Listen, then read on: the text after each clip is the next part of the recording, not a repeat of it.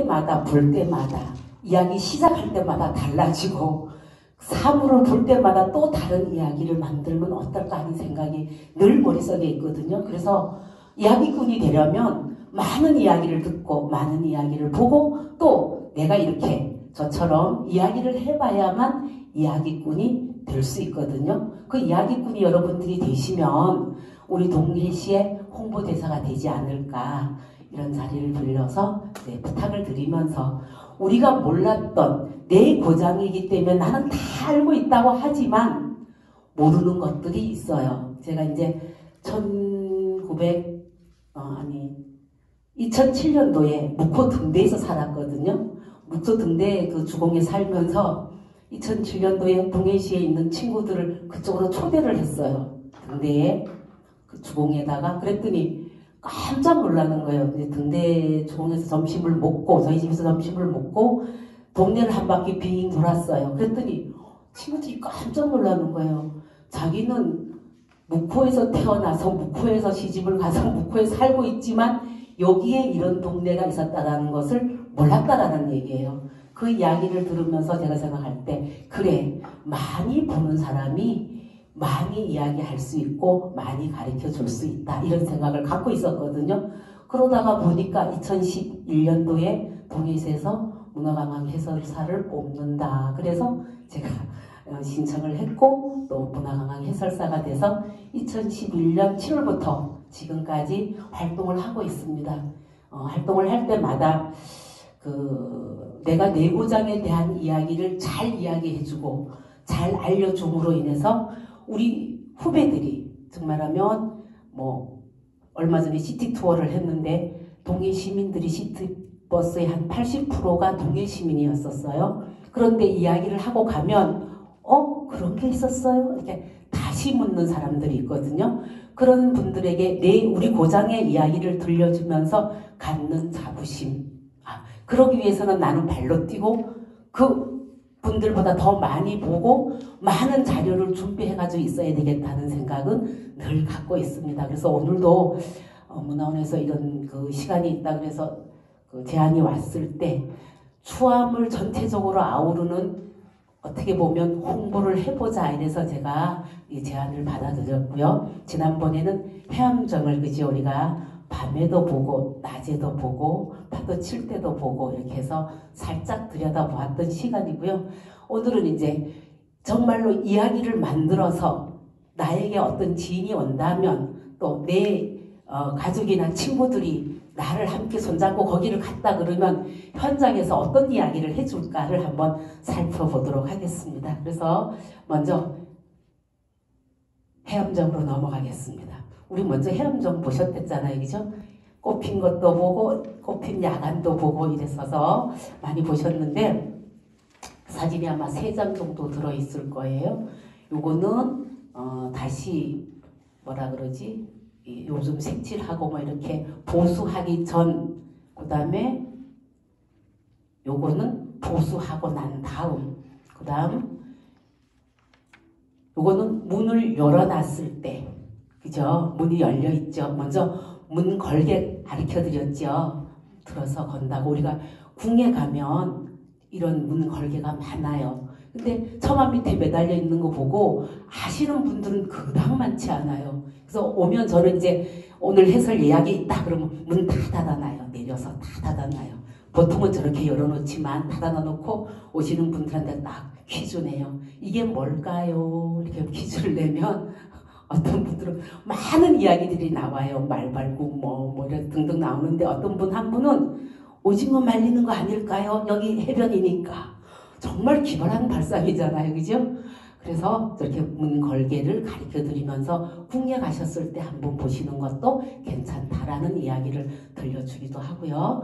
그런데 우리가 그러면 해암정에 한번 실제로 들어가 봐야 되겠지요. 해암정에 대한 이야기를 하려고 하면 해암정에 저 문이 열리고 사방 문을 열어 놓았을 때 우리가 들어갈 수가 있어요. 실내화를 신고 들어가서 쉴 수도 있어요. 그러면 저 해암정은 언제 지어졌을까? 우리가 여러분들이 몇 번 들으셨을 1361년 심동로라는 어린이 이제 중앙정부에서 일을 하고 계시다가 고려 말에 너무 어지러운 상황이 난 너무 싫다, 내려가야 되겠다 그래서 공민왕한테 저 낙향하겠습니다 라고 청을 드렸더니 말려요. 야, 나 좀 도와주지, 어찌 그러냐, 다 도와주고 있는데 그래도 또 저는 낙향하겠습니다. 그래서 간청에 간청을 드린 때에 공민왕이 그래, 어쩔 수 없지, 그렇게 가고 싶다면 가거라 하면서 동쪽으로 가는 노인이다 라는 의미로 동로라는 이름을 지어줬다 그래요. 그 의미 안에는 어떤 마음이 있나 하면 공민왕이 나는 이 어지러운 정세를 떠날 수가 없어서 이러지도 저러지도 못하는데, 요즘 그렇잖아요, 그죠? 내가 당에 의해서 이 지역에 출발을 했느냐 아니면 내 의지로 갔느냐 막 이런 게 나오잖아요, 그죠? 똑같이 나는 이렇게 정말 이 어지러운 세상 훌훌 벗어놓고 싶어도 못 가는데 자네는 어찌 그렇게 모든 벼슬을 탁 내려놓고 갈 수 있는가? 나는 그대가 너무 부럽소. 이러한 공민왕의 마음도 담겨져 있다 그래요. 그래서 동쪽으로 가는 노인이다. 그래서 고향에 와보니 아, 우리 고장이 좀 낙후가 돼 있구나. 내가 자그마한 저희들이 이제 얘기할 때는 그래요. 처음에는 삼척 죽소로에서 이제 노년을 이렇게 보내시다 보니 나만의 공간이 필요했던 거예요. 그래서 해암정 추암이라는 아름다운 곳에다가 정자를 하나 짓고 나를 찾아오는 객이나 또 내가 책을 읽고 싶고 또 내가 좀 편히 있고 싶을 때나 그렇게 지내다 보니 동네 우리 마을을 위해서 고장을 위해서 또 일하고 싶은 생각이 계신 거예요. 그래서 마을의 후학들을 가르치기도 했던 이런 정자가 1361년에 지어져서 쭉 내려오는데 어느 시기에 아마 소실이 됐다 그래요. 그래서 그 다음 후대인 어촌심원강이 그분은 강릉 태생으로 제가 알고 있고요. 강릉 부사로 오셨을 때예요. 그래 오셔가지고 보니까 우리 선대의 어르신이 해놓으신 건데 이건 뭐야 안 되지 이래서 1530년에 중건을 다시 했다 그래요. 다시 해가지고 또 오다가 또 다시 이것이 이렇게 낡아지기도 하고 훼손되기도 하고 이래서 1794년에 마을 문중들이 심씨 문중들이 모여서 회의를 하는 가운데 우리 선대의 유물을 이렇게 해서는 안 되지 않느냐. 그러니까 우리 다시 한번 잘 정비를 해보자 해서 1794년에 다시 지어졌다.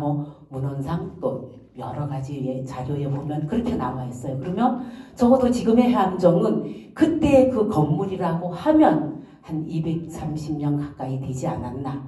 그럼 230년 된 건축에 우리가 가 있는 거예요. 그렇지만 가서 보시면 현장에서 보시면 처음에는 기둥만 있다가 그 다음에는 판자가 한 판 또 되어진 그 나무 결이 달라요. 되어져 있다가 그 다음에는 또 문이 달리는 이런 현상들을 볼 수가 있어요. 그렇지만 어쨌건 저러한 형태의 누나 정자보다는 어떤 그 집 같은 그죠? 조선의 집 같은 그런 형태를 띠고 있지요. 그래서 저기서 이렇게 들어가서 보면 이제 마루에 걸터 앉으라 그래요. 다 해놓고 문 열어놓고 마루에 걸터 앉아서 저는 밖에서 이제 해설을 하는데 앞에 확 트인 걸 한번 보시라 그러면 너무 좋아요. 특히 파도가 많이 치는 날, 비 오는 날 우산 접고 들어가시라 그러면 너무 좋아해요.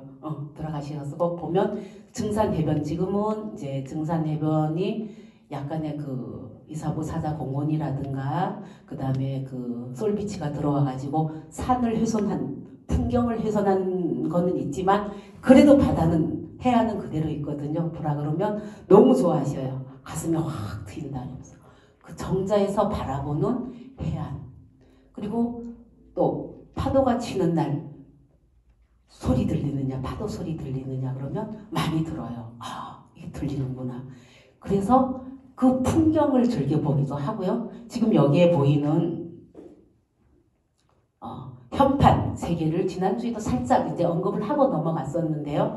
현판 세 개를 보면 우리가 이제 그분들의 현판을 쓰신 분들의 어떤 이야기가 있죠. 현판 첫 번째 오른쪽에 보면 석종함 먼저도 말씀드렸지만 돌종 모양의 울타리가 쳐져 있다. 누가 썼느냐?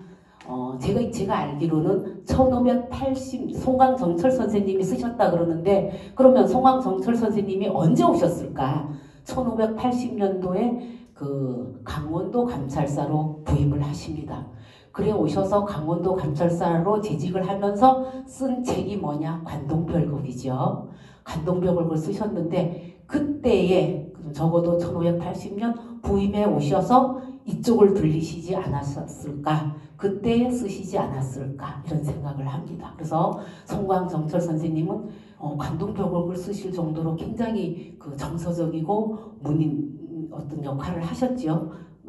성산별곡, 삼위인곡, 속삼위인곡 이렇게 책을 가사집을 남길 정도의 활동을 하셨기 때문에 정말 현판 하나도 석종함, 돌종 모양의 울타리가 있고 돌종이 마치 소리가 들리는 듯 파도가 부딪혀서 들리는 소리가 그렇게 아름답대요. 저는 아직 거기에 가서 뭐 그렇게 조용한 밤에 들어볼 수 있는 기회는 사실은 없었어요. 왜? 늘 그 객들하고 관광 오신 분들하고 늘 같이 있어야 되다 보니 혼자서 조용히 즐길 시간은 못 가져봤지만, 그렇게 혼자서 정말 그 유유자적 보냈던 시간에 석종함이라고 떠올리시면서 어떤 글을 남겼을까? 나중에 한번 찾아보고 싶어요. 혹시 그분의 문집에 여기에 대한 글은 없을까? 이런 걸 한번 유추해보고 싶고요. 중간에 있는 것은 해암정 쓴 분은 우암 송시열 선생님이 덕원에서 거제로 갔다 이런 얘기도 있는데, 제가 지난번에 말씀드렸듯이 기장에 가셔서 4년 계시고 다시 또 거제도로 가시는 이런 이배 생활을 하셨더라고요. 그래서 저는 이제 거제도로 간다라고 얘기를 안 하고 기장으로 가시는 도중에 이렇게 이제 바꿨습니다. 그래서 기장으로 가시는 도중에 들려서 저속 해암정이라고 이름을 쓰셨다고 해요. 그래서 이제 가끔 궁금증을 갖기도 하죠. 해암정은 처음부터 심동로 어르신이 지어난 이름일까? 아니면 누군가가 정말하면 우암 송시열 선생님이 해암정이라고 써서 해암정이라는 이름을 가졌을까? 요것도 한번 우리가 사실은 깊게 한번 들여다볼 어떤 그런 그게 되고요. 그러면 이 두 분은 너무도 다른 거예요. 세대도 다르고요. 세기가 다르잖아요. 그죠? 1580년과 1675년은 달라요. 1세기가 넘어선 기간이잖아요. 그러면 정자는 어떠한 모습이었었고, 이분들이 또 한 분은 풍류를 즐기시는 분이었고, 한 분은 이배를 가는 유배 생활지에서 쓴 이야기인데, 그럼 이분들 두 분들의 생각은 어떻게 달랐을까? 이런 거, 그런 마음을 한번 담아보는 거, 이런 것도 한번 제가 해봤고요. 그 다음에 맨 마지막은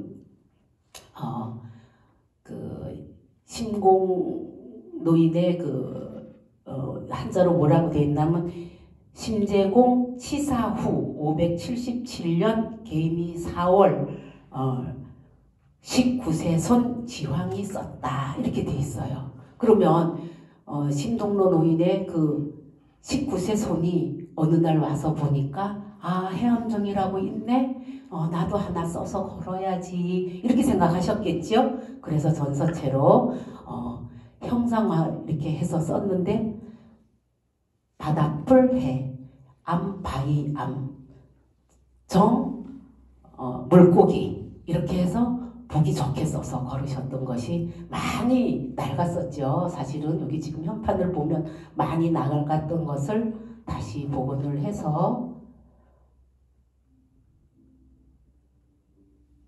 이렇게 깨끗하게 다시 만들어져 있습니다. 그래서 하늘도 예쁘고, 저 지난번에 말씀드렸지요. 저 하늘 예쁜 저 소나무를 보면 추사 김정희 선생님이 그리셨던 세안도가 생각난다고요. 그죠?